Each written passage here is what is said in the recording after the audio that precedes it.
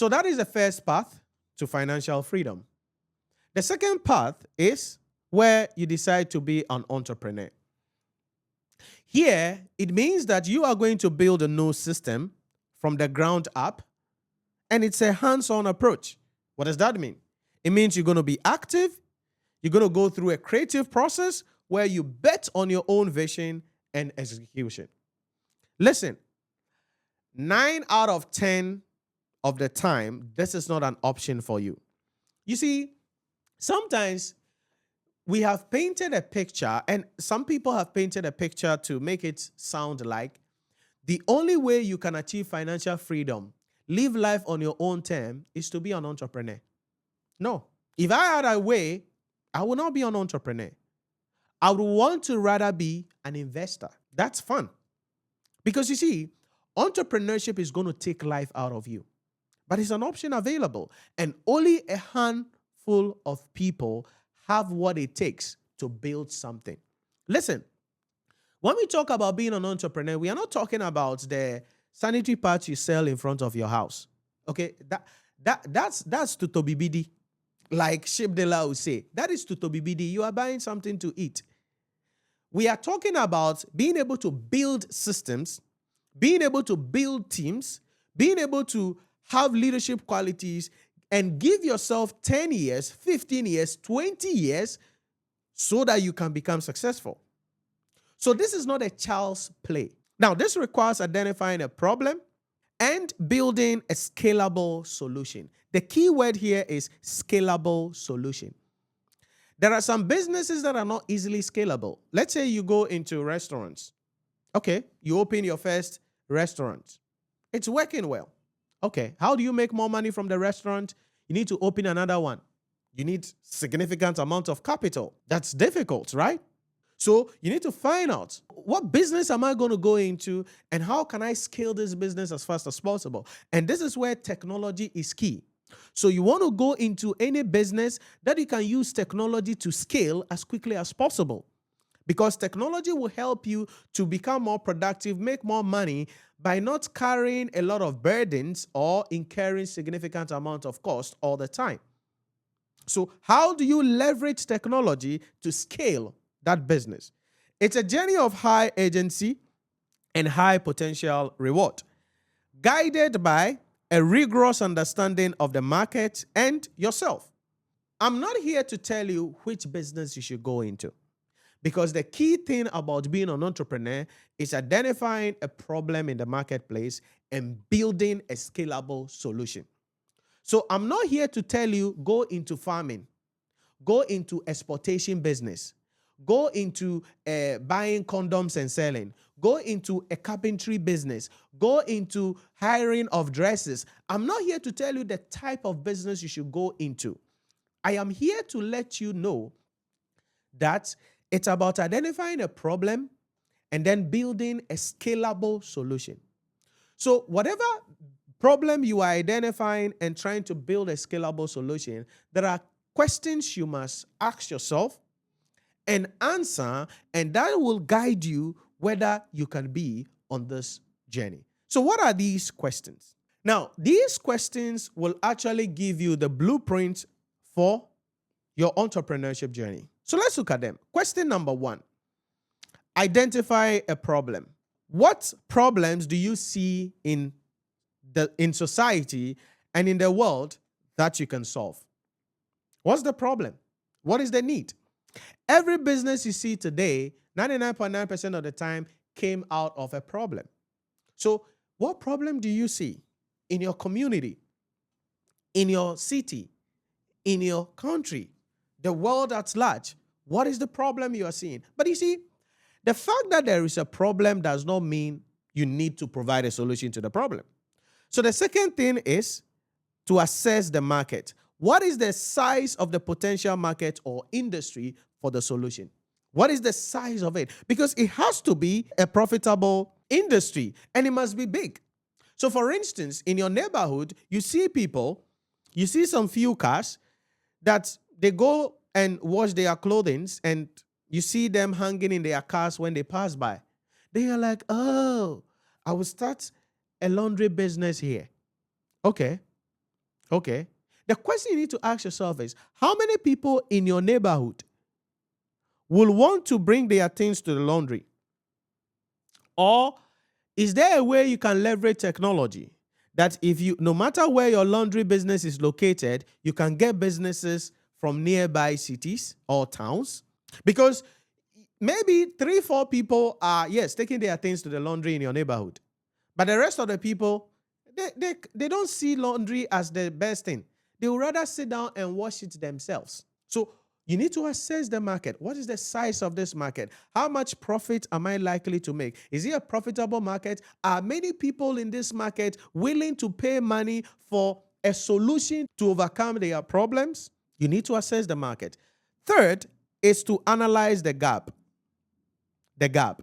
What is your understanding of these problems, and why do you believe current players can't offer adequate solution? Because 99.9% of the time, this day and age, whatever you want to do, someone is already doing it. There may already be some players in the market. Why do you think the current players are failing? Where do you think they are failing so that you can come in and fill that gap? And why do you think you are the best person to come and fill that gap? You need to identify it. Because, and this is where you are looking at the nature of competitiveness in the market. So, yes, they may be key players, but there is a segment or a niche of the market that they are not serving. Okay, can you leverage that and serve that market? It's possible. Can you do it? Yes, you can. Next question. Define your edge. What qualities, specific experience, expertise, or knowledge of the industry uniquely position you to be in that business? Because sometimes I hear people, they are like, oh, I want to go into this business. Then I'm like, okay, why do you want to go into this business? And they say there is a lot of money in it. That is the path of distraction. That's the path of distraction. The fact that they say there is money in a certain business does not mean you qualify to be in that business or to do that business. What expertise do you have? What qualities do you have? What special knowledge do you have to succeed in the industry?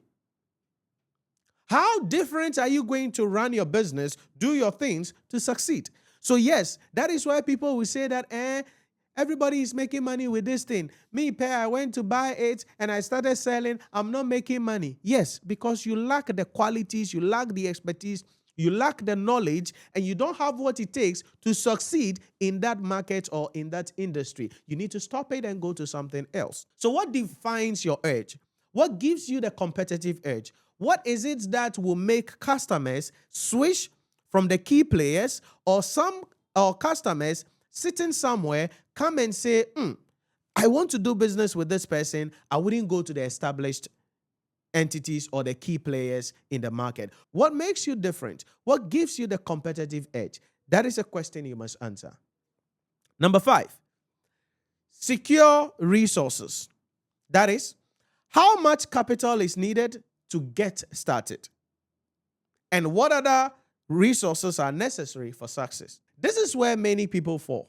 And we are going to be coming back to this later. How much money do you need to start this business? Recently, Mr. Richard Amakwe mentioned that you cannot do any serious business with 100,000 Ghana cedi as capital, right?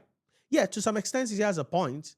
But to some extent, nobody started with significant amount of money like that. There are people who started with less amount of money like that.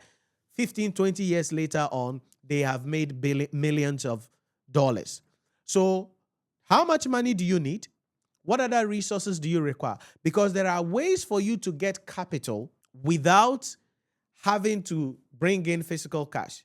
Because one of the things you should be able to do is to start with what you have and start small. It's a gradual process. So maybe you want to build a media house. Okay, you want to have a media house. Okay, how do you start? Okay, if you want to go with a traditional route, you will need a license. You will need those radio equipment. You will need certain things. But okay, although you want to go into media, maybe go into new media. Start with new media, right? Have a YouTube channel. Have a TikTok page. And in that case, what do you need? Okay, you only need a basic ring light. You need a smartphone with a good camera feed and some basic things.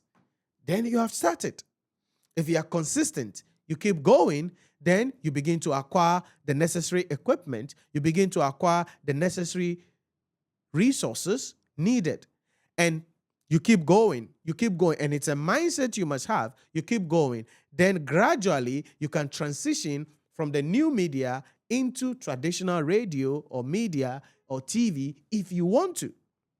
So the way the world has become, there are various strategies that you can use to start your business without necessarily needing physical significant amount of cash. And I'm going to share this with you in the next episode so you will understand this very well. But how much resources do you need and what other resources do you require? Because you see, succeeding in business is not just about the money. Which people do you need? So your team, your co-founders, you need people around you. How much are you going to pay them? You need to know. And that is where many people, again, fail in business because they feel like, I want to be the boss. I want to be the boss. I want to own 100%. No. I'll rather own 10% of a business or 5% of a business. But I'm bringing in people with expertise, with knowledge, with funding so we can build something bigger. That's better than owning 100% of the pie. That is securing resources. So you realize that, again, entrepreneurship is not about, as I said, buying sanitary parts and selling in front of your house. That's not what we are talking about here. We are talking about you being able to have a vision of 15, 20 years where you're going to build something big. It's about building a bonfire, something big that will take care of you, your children, and your grandchildren. The same thing is leverage. Listen, whatever business you want to go into, there are a lot of opportunities available for you to leverage. For instance, are there any government policies or tax incentives available that you can leverage? That's there. As I was telling you earlier, if you are below 35 in Ghana and you go into IT, agro-processing, waste processing, and some other businesses, there are quite a number of tax incentives that you can take. And there are various other tax incentives available that you can leverage on to reduce your tax liability as a business owner. So that GRA will not be at your neck every time. HMRC will not be at your neck every time. So are there any policies available from the government that you can leverage? Leverage is key to building any successful business. And as I said, I'm going to be sharing a lot with you about this later on in the next episode, because if you learn to leverage people's skills, people's resources, people's relationship, and they are also benefiting from the outcome, that is how you can build a successful business at the end of the day. Number 7 is establish your winning proposition. Why will your product or solution win against companies or players already in the market? Why? Why should people listen to you? Why should people buy your product? So whatever business you want to go into, what is it that makes you different? What gives you the competitive edge? What is your winning proposition? Why should people buy from you? What are they going to get when they buy from you? Number 8, you got to commit to the journey. Listen, how long are you willing to work? And what are you willing to sacrifice to make the business successful? This is what I was talking about. You need to ask yourself, can I be on this journey for the next 10, 20 years? Some people think, they're going to start a business. And listen, in the next 6 months, they will start making money. No. You may start a business, and for the first 3 years, you're not making anything. And that 3 years, all you are doing is you are taxiing on the runway. You're just building momentum. Like the bamboo, you are just building roots. 3 years, nothing has taken off. 3 years, stress and 3 years, nothing is going on. 3 years, if you don't have long-term goal, you don't have the willingness, you don't have the capacity and the skin to be an entrepreneur, you're going to abandon the vision early. Because you can be on this journey. When you started, you thought within 6 months you would start making money. But it's not coming. Because when you started the business, you realize that you are advertising, nobody is coming. You are pitching businesses, nobody wants to do business with you. You get one customer today, then your next customer will come next month. But you know there is potential for this. You know there is potential for this. You know your solution is the best. You know your solution is better. How long are you going to be on this journey? And as I said, maybe 3 years, you are not making any money. How will you survive? Can you take the ridicule? Can you take the persecution? Can you take the insult? Because your wife, your husband, your children, your family members, your friends, they're going to make mockery of you. Hey, I see he's an entrepreneur. Look at him. Look at how miserable his life is. Look at how miserable his life is. Look at how his life is. He is stressed. Every day running a business, we can't see the outcome of the business. Yes, because sometimes it's going to require building the roots, building momentum, taxiing on the runway. And it's going to take time. But if you are patient, you are willing to go the extra mile, then you will realize that you are going to take off. And when you take off, nothing can stop you. Why? Because you've built the momentum. You've built the route. You've done all there is to be done. So now that you have taken off, nothing can stop you. But it's a mindset you must have that you won't succeed overnight. You will not start I don't care who tells you what. You will not start any business and in 6 months you will start making money. You will not. 99.9% of the time, you will not. The question is, how long can you keep going even though you are not seeing profit now? But you know there is potential for growth. How long will you keep sacrificing? How long will you keep working hard without any returns now, but you know you are building the roots? You are building momentum to take off in the future. How long? All we are saying here is this. The goal is one, to achieve financial freedom. The goal is one, to live life on your own terms. But there are two philosophies here. You can be an investor, and the focus is you deploy capital. Your primary asset is going to be money and your expertise. The core activity required here is analysis and allocation. The approach is a hands-off approach. The mantra here is, let your money work for you. The second philosophy is being an entrepreneur. Here, you are building system. The primary asset is yourself, your vision, your skills. The core activity here is creation and execution. The approach here is hands-on. The mantra here is you are betting on yourself. Both paths lead to the same destination, that is financial freedom. The question is, which path suits you? Don't let anybody brainwash you to leave your well-paying job and start a business. Don't let anybody brainwash you to stay at your job and not go after your dreams.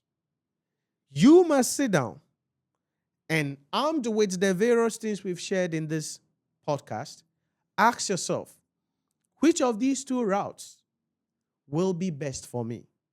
Based on my personality, based on what I'm looking at, if either of the two will still take me to financial freedom, which of them do I want to have? But you must understand, whichever option you choose, you need to have an understanding. You must understand the competition. You must know the tax implication. You must know the exit option. You must assess your risk appetite. And then certainly, you must plan for the uncertainties, because the unexpected event will definitely happen. And these are the things you must understand on the podcast today. Let me hear from you if you have any questions, something you would want me to expand more on. Maybe there is a part of this discussion that you are like, hey, Nhyira, I would want to hear more of this area. I would want to hear more of this particular area. Put it in the comment section or the chat box, and I will be looking at it in the next episode. Remember to like, subscribe, share, and I'll see you on the next episode.